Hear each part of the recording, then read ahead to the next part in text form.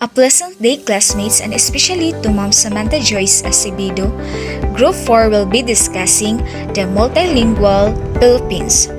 We're going to discuss the overview of Multilingual Philippines, the mother tongue-based multilingual education, underlying theories and assumptions under NTB-MLE, the R8-10-533, the DepEd orders, and lastly, the gaps, issues, and challenges in the implementation of mother tongue-based multilingual education.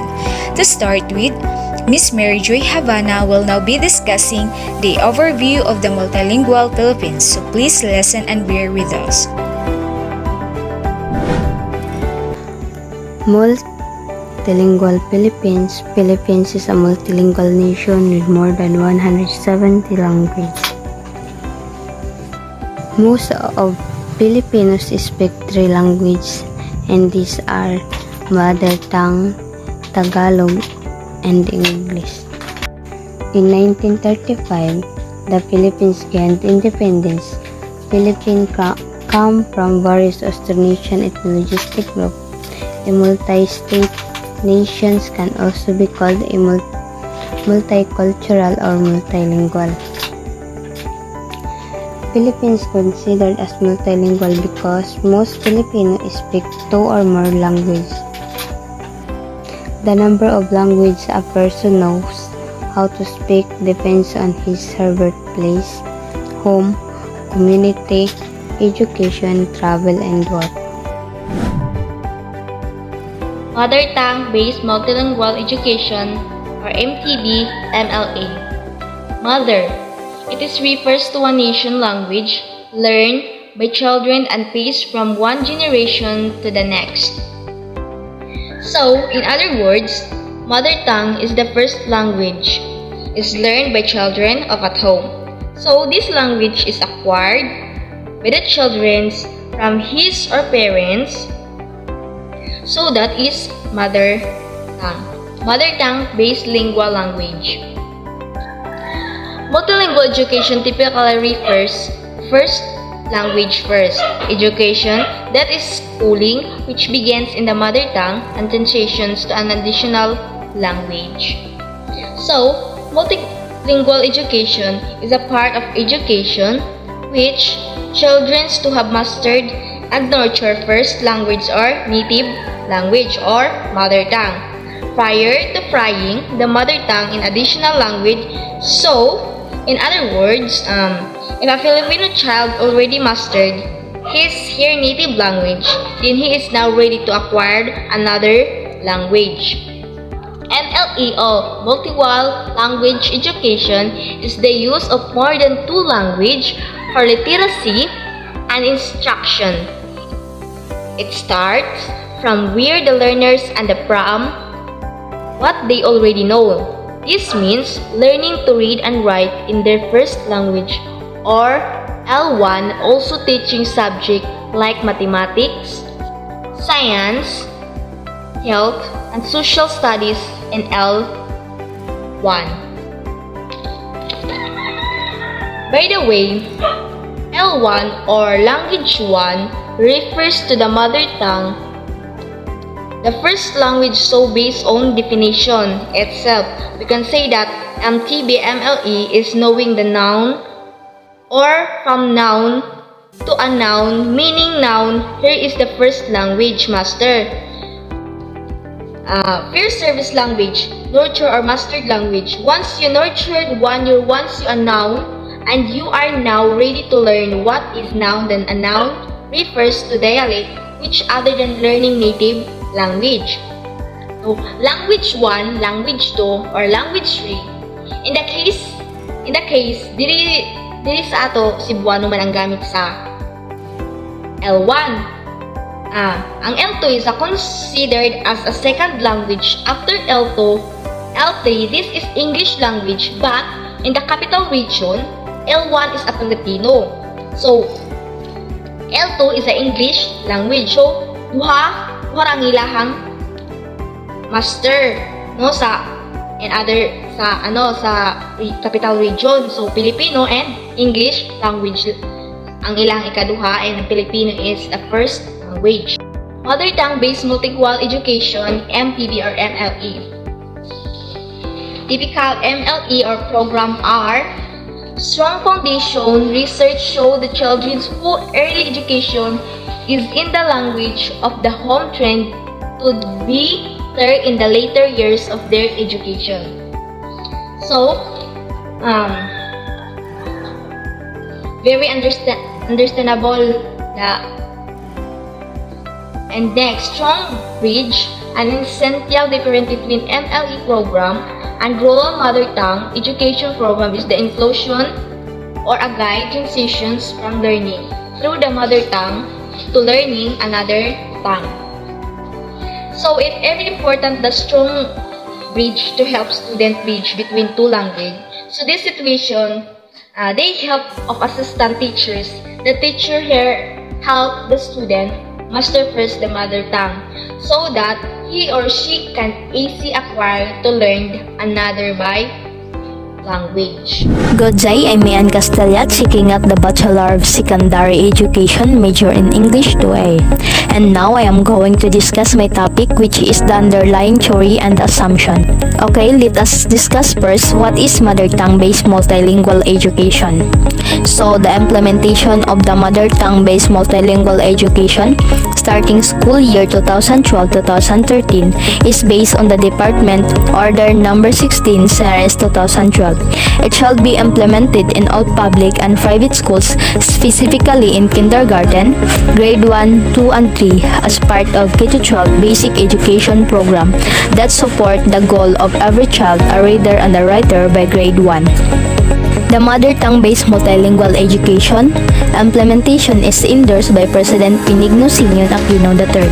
One of his famous quotes is, "Speak English to connect to the world, speak Filipino to connect to your countrymen, and speak your mother tongue to connect to your heritage."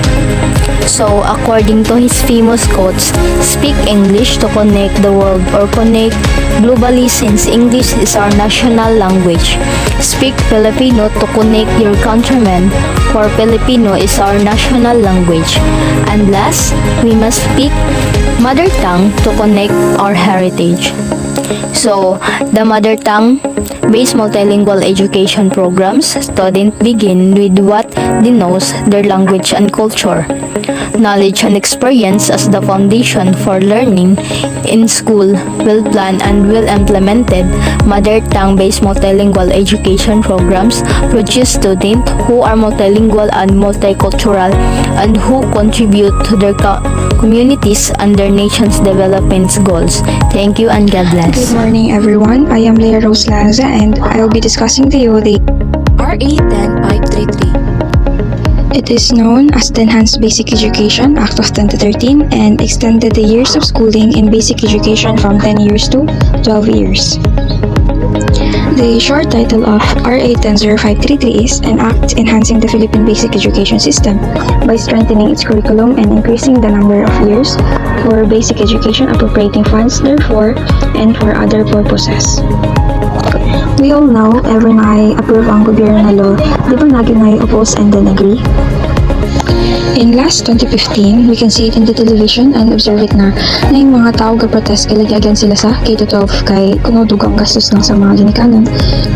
Madugay ang panahon nga makagarito ang mga bata o doon pang mga rason. Also, napod pros and agree with this law sang by Aquino. It's because K-12 program promotes global competency by accelerating mutual recognition of Filipino graduates and professionals in other countries. Also, with this K-12, it helps the communities more professional because K-12 offer many options that is based on their intellectual intelligences unlikely to the traditional type of curriculum.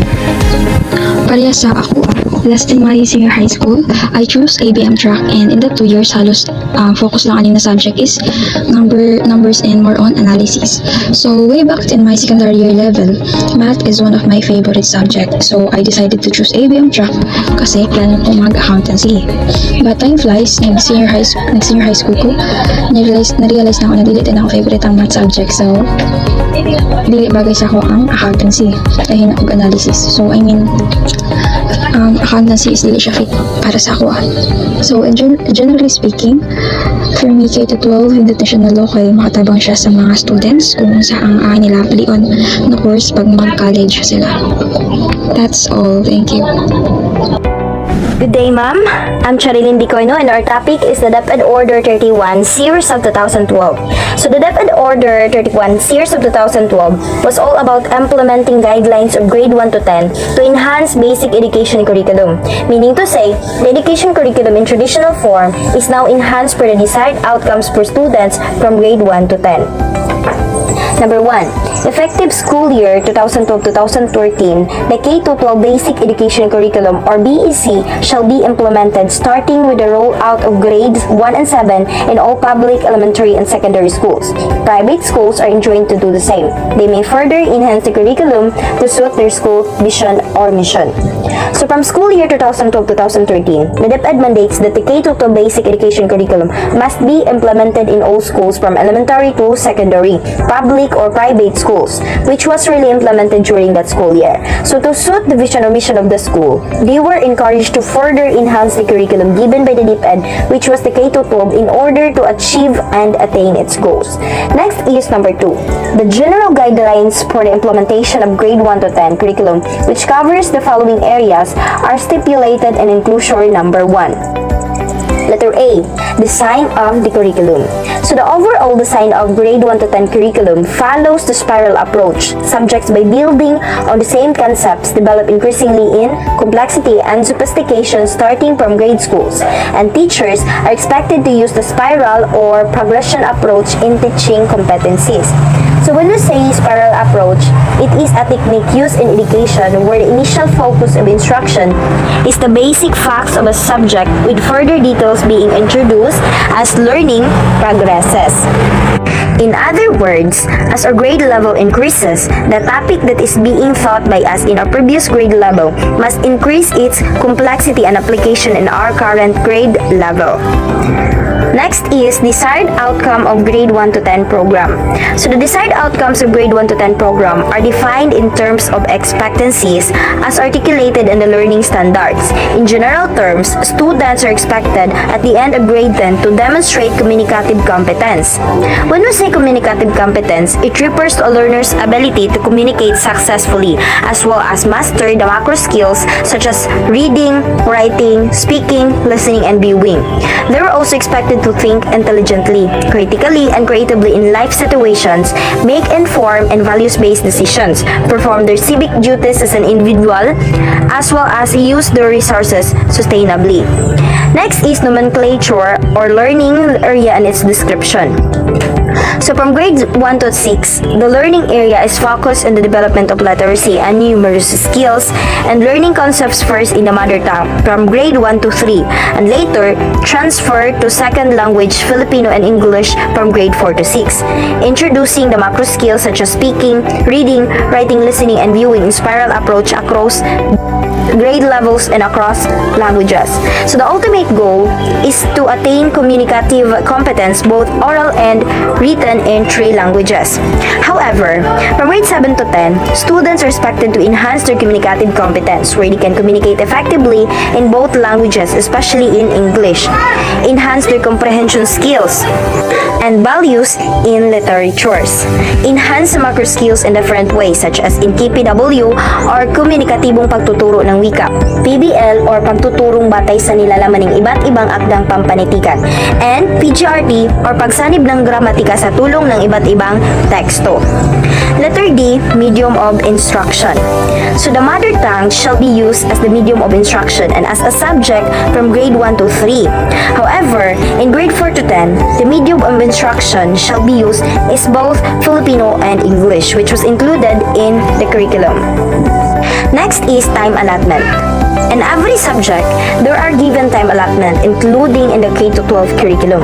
For example, from grade 1 to 6, the given time allotment for every subject daily contain 50 or 40 minutes every subject. However, from grade 7 to 10, every subject is given 3 to 4 hours weekly, a total of 29 hours per week in every subject as stated and included in the curriculum. Letter F. Sample class programming.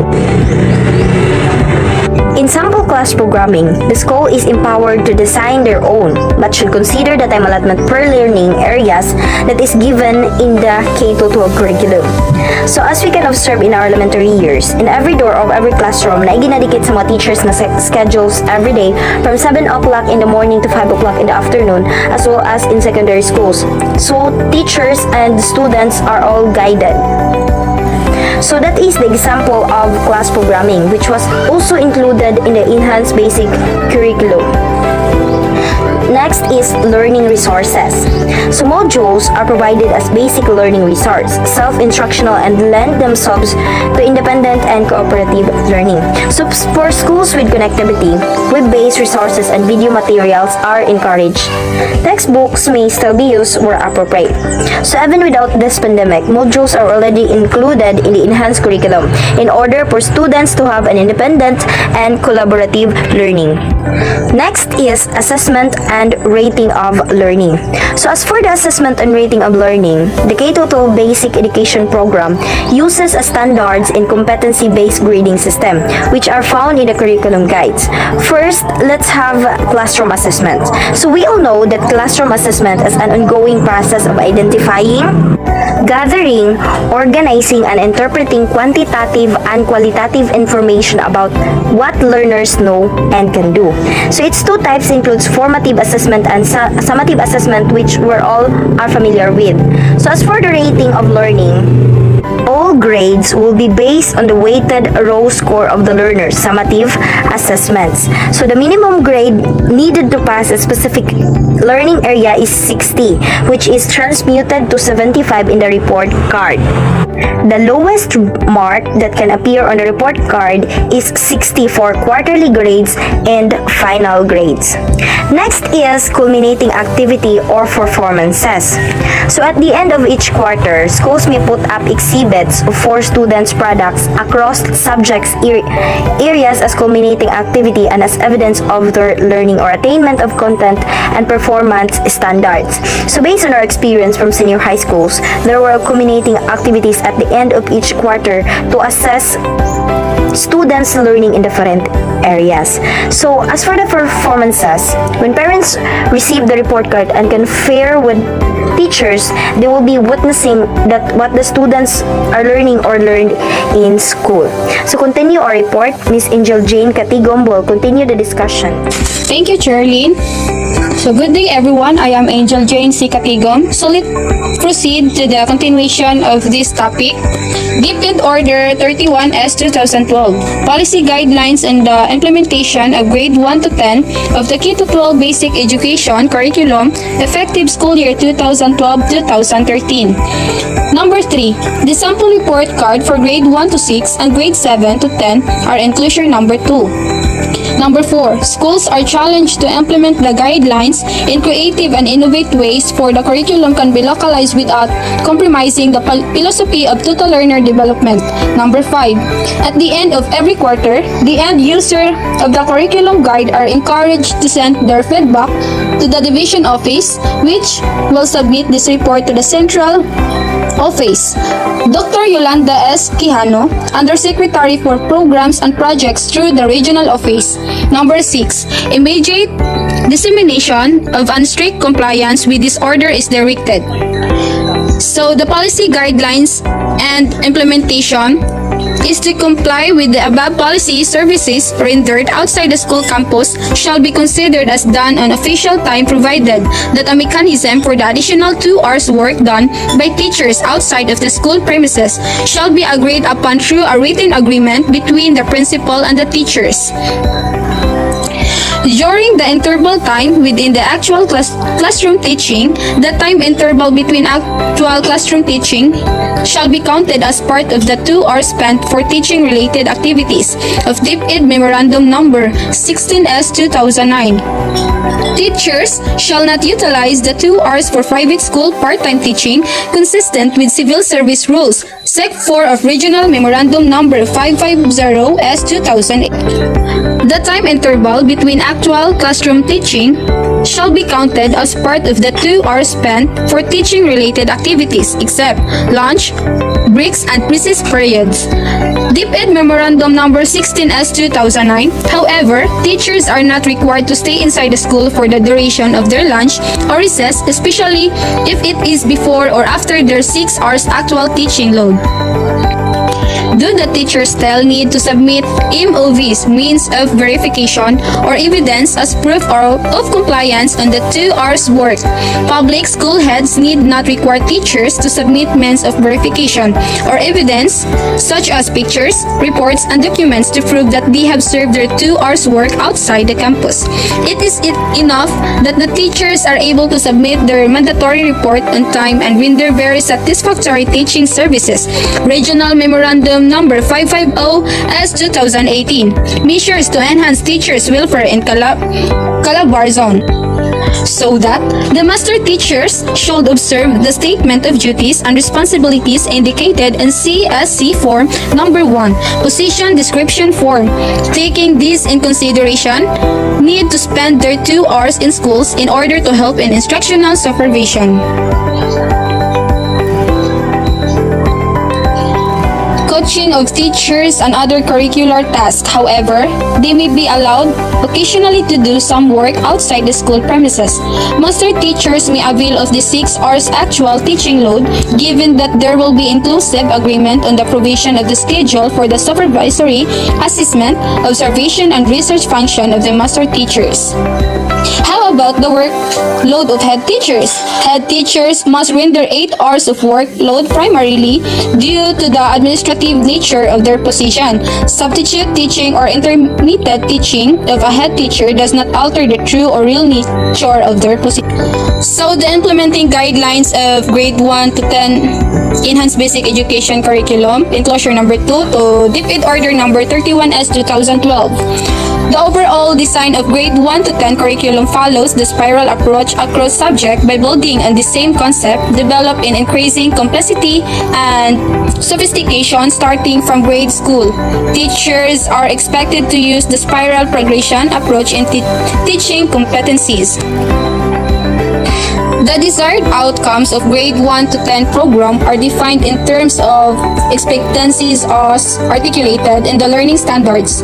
In general terms, students are expected at the end of grade 10 to demonstrate communicative competence, think intelligently, critically, and creatively in life situations, make informed and values-based decisions, perform their civic duties, use resources sustainably, and participate actively in artistic and cultural activities, and in promotion of wellness and lifelong fitness. So these general expectancies are expressed in specific terms in the form of content and performance standard. So that's all the policy guidelines and implementation for grade 1 to 10 and K-12 curriculum. That's all. Thank you and God bless. Good day, ma'am and classmates. Thank you for being here today. I'm Manager GOLORAN, your reporter for today. I'm going to continue our report. My report is about DepEd Order 31 series of 2013. This order is all about clarification on the policy guidelines and the implementation of the language learning areas and their time allotment in grade 1 and 2 of the K-12 basic education program. Ang nakapaloob aning na order is about lang sa clarification, guidelines, and implementation. Number 1, mother tongue is used as a medium of instruction. So, ang medium of instruction na dakaron kay ang mother tongue, which is language used by the teacher to teach. Mao ni siya ang ginagamit sa teacher. So, unsa man ato ang mother tongue, diba Bisaya, because we are Cebuano.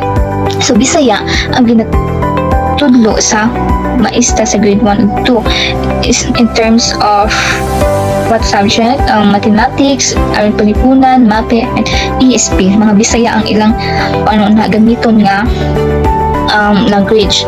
Number 2, ang mother tongue is taught as a separate learning area in grade 1 and 2. So, separate learning area sa grade 1 and 2 na. Which is na what do you mean by learning area? Ang learning area mo siya ang grouping of traditionally discrete but related subjects with the explicit aim of integrating students' learning. For example, the learning area of social sciences or social studies is geography, history, citizenship, economy, philosophy, and sociology. Then number 3, hey, di ba una naman kikuan ang mother tongue which is Bisaya. Mo yun na pinakauna i-introduce sa pupils. So, hinahinay na nila i-introduce ang Filipino in second quarter or second grading and sa grade 1. More than which is a Filipino is our national language so dapat makabalo jud ka na. Number 4 is pag hinahinay naman og introduce ang Filipino sa second quarter sa grade 1, ang English po ginahinay na siya in sa third quarter na, which is ang English is our universal language. Ginahinay siya introduce sa third quarter. So mauna siya. Number 5, i-show lang ko sa inyo ang time allotment. Mauna siya ang time allotment sa grade 1 and 2. Mauna siya ang mga minutes. So, ang mother tongue, kasi 50 minutes hantod 50 minutes for in grade 1, 50 minutes siya sa first quarter hantod sa grade 2, fourth quarter.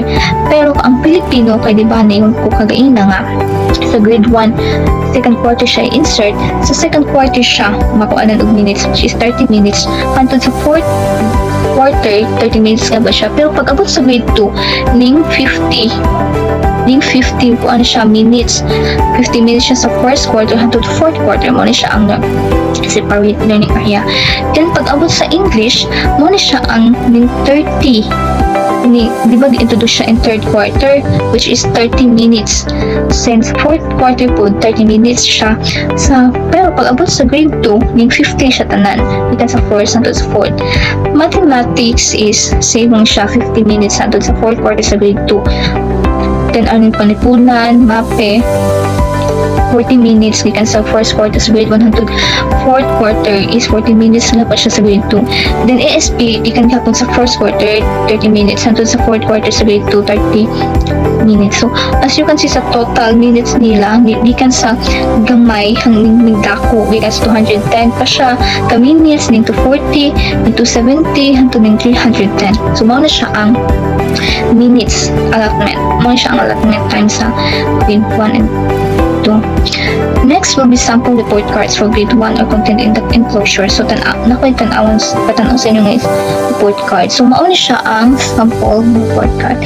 Mao ni siya sa grade 1. You can see sa Filipino sa second quarter siya ning kuan evolve o ning introduce. Sunod sa nagtanawan po mo sa English o blanco-blanco kay sa third quarter naman siya. Next is siya narrative report, intellectual. So tanawan mo dali di ba na naisulod ang Filipino o English sa grade 2 din siya. So maura na ang sa report card. Next will be number 3.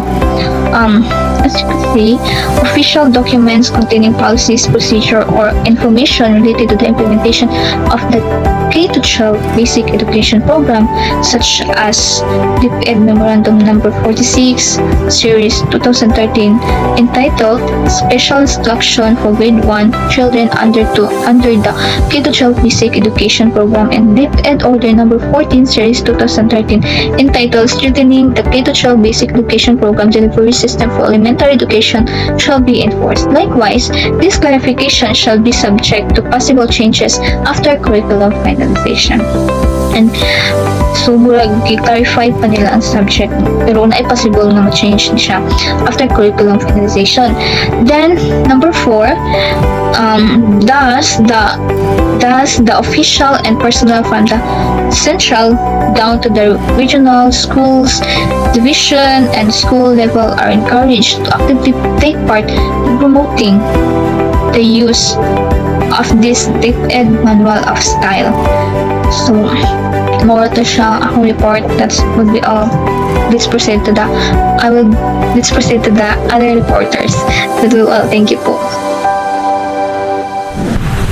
Gaps, issues, and challenges in implementing mother tongue-based multilingual education. The MTB-MLE has carved its niche as a practical and effective approach in the educational landscape. It offers a plausible framework for preparing coming generations to become better, adaptive, and even rich contributors in the globalized and intercultural world. Learners begin their education in the language they understand best, the mother tongue. This is where the Department of Education gets inspiration in its inclusion of mother tongue-based multilingual education as a feature of the Enhanced Basic Education Program. However, the challenges which hinder the implementation of MTB-MLE are grouped into 4 significant themes: instructional materials and teacher trainings. Teachers practicing MTB-MLE were faced with the challenges of limited, inappropriate, or even the absence of instructional materials. Also, teachers were poorly prepared and had to undergo training session delivered in haste. MTB-MLE continues to be seen as a threat to the development of English language. Cebu Congressman Gallas Jr. planned to restore English as a medium of instruction in all school levels. According to him, this bill shall have English forcefully promoted as the language of interaction in schools. The bill requires that English be used as the language of assessment in all government examinations and in entrance tests in public schools, as well as state universities and colleges. Difficulty in understanding concepts across subjects. The children cannot understand, memorize, and use terminologies in newly translated subjects like values education, science, and mathematics because they don't possess the new book. The mother tongue-based multilingual education program has found a solid basis to claim that it is most viable and fastest route towards the acquisition of basic concepts in the primary years. However, its manner of implementation has created challenges that affect the way children are learning skills and content. Good day, everyone.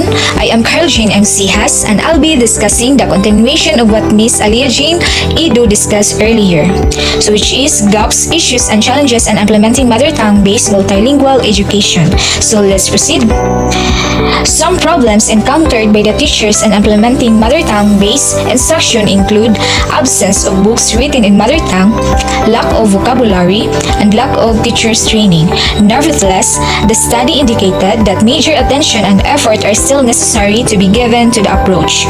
The most common raised issue by the stakeholders in the implementation of MTB-MLE is the unavailability or inadequacy of textbooks and learning materials that can facilitate the proper delivery of the program. Diba ang pag-implement aning MTB-MLE is bago lang. And then, mostly good sa mga books and instructional materials is mga Filipino and English languages. So, mao nang mga teachers is magreklamo gyud nga limited lang or dili enough ang books nga naka-translate sa mother tongue. O bisan pag moadto tag library and even sa Google, mostly gyud nga mga available books is translated into Filipino and English languages. Kung naman tay makita nga translated into mother tongue nga books, it is mostly mga stories and mga kanang kwentong bayan. And kung kana ato ang makita, enough ba na sa pupils nga maka-learn or enough ba na sa siya nga books nga himuon na tong instructional materials para sa mga bata, di ba dili? After the issuance of a memorandum on the implementation of MTB-MLE, the government did not provide materials. Instead, they gave curriculum guides embedded with the core competencies. Moreover, teachers felt sad because they had to produce or reproduce these materials at their own expenses. So imagine, pila ka estudyante ang nasa classroom imong providean og mga instructional materials na translated into mother tongue. Di ba daghan sab og magastuhan gid ka? According to the local school board, without these learning materials, parents and teachers will have difficulty in assisting the pupils in their lessons in the class.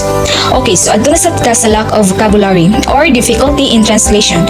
So translating lesson content in the local languages and even the dialects as a way of addressing the use of mother tongue for non-speakers of Tagalog is a big challenge to teachers. Due to this implementation, one teacher expressed with frustration, "Our mother tongue here is Filipino, but when we encounter unfamiliar terms, we translate in the Yugad language," according to the teacher.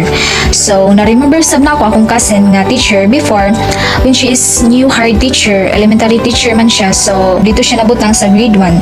So that time, bago pa sab na-implement ang MTB-MLE.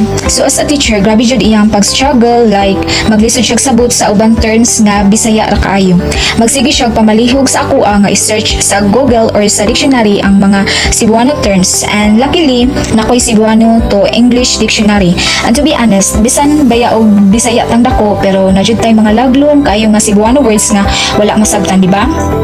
And I admit nga kanang rainbow og draw bitaw nga Cebuano term is ang pasabot di ana is kung sa Bisaya dibuho og bangaw. So actually 18 years old na jud ko nakabalo ana nga mga terms. So tungod ani nga implementation, magsabol jud si teacher since dili tanan term ang translation is nakabalo og nakasabot sila.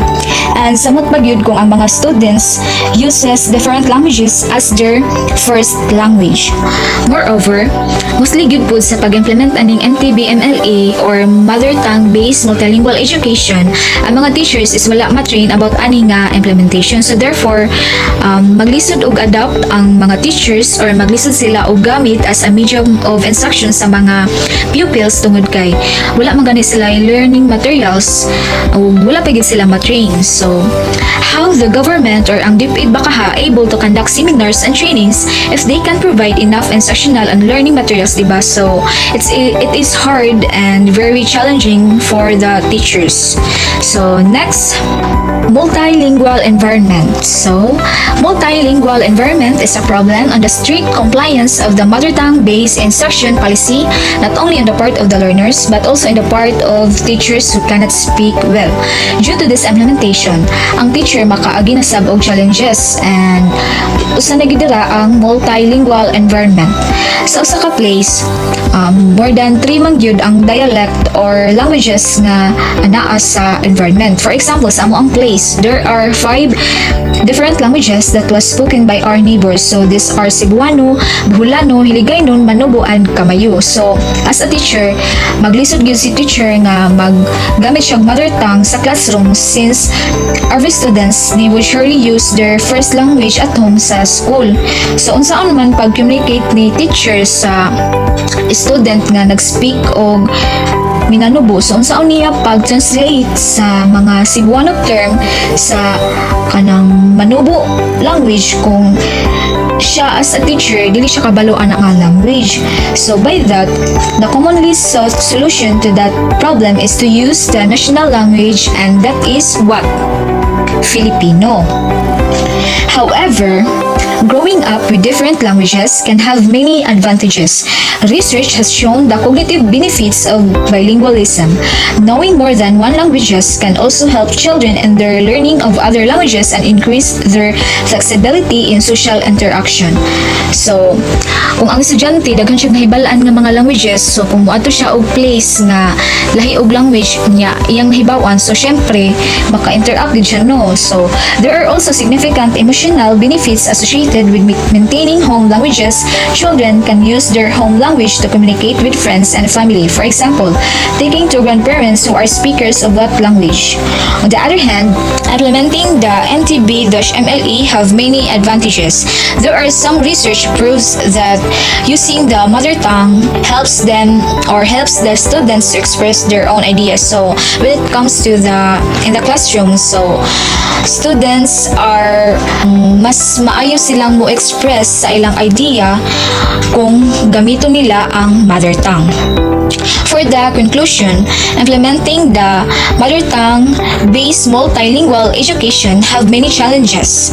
However, it brings also benefits and advantages since it helps us to embrace, practice, and know more about our first language. Furthermore, unsaon nato pagkabalo sa other languages if we are not knowledgeable enough sa ato ang kagalingong dialects. So, implementing this MTB-MLE could also help young Filipino nga more on English speaking na sila, kanang labaw na ng mga nahimo ng mga English speakers, especially kanang sa mga students or sa mga children nga nagatanaw og YouTube, Cocomelon and other videos nga naga-use of English languages. So with this implementation, or by this implementation, it helps them to know, embrace, and kanang love our mother tongue. So, and I believe that the government